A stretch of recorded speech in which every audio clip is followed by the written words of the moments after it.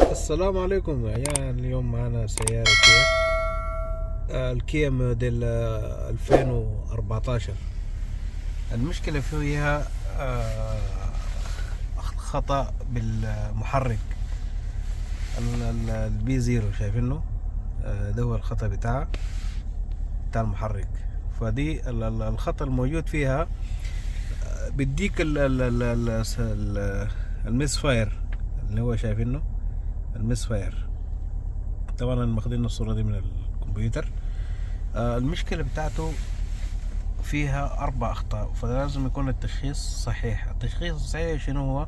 انت بتقيس أول حاجة تفحص الكويل بتاع السيارة محل ما يكون موجود البواجي. بيديك الخطأ مرات في البواجي انه الكويل رقم 2 مثلا فيه خطأ، لكن المسألة هي ما مربوطة بالكويل، هي مربوطة بالسرندل، فيكون المشكلة هناك. فالسرندل نمرة 2 بيكون ما شغال. معظم السيارة في الكيا دايما بتكون فيها الأعطال دي، فبتكلفك محرك وكده. يعني هسه السيارة دي ما ماشية كتير، شايفينها ماشية 192.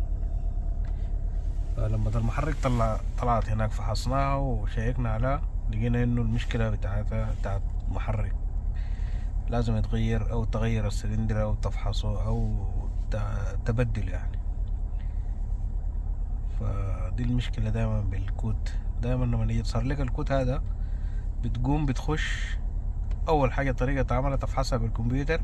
بعد الفحص بيصير لك الكود هذا عشان تشخصه لازم تفحص الكويل.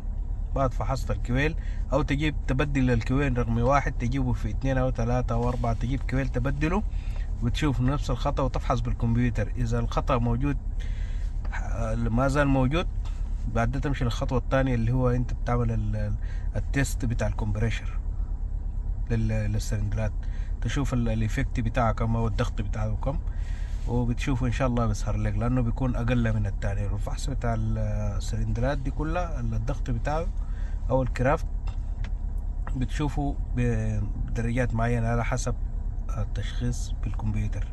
بديك مرات الدرجات 14 ما اعرف ليك فاصل 32 مثلا يعني، والتاني بديك 14.30 و14.25، كل واحد مقياسه اقل درجة من التاني بالنسبة للفحص بتاعت الضغط.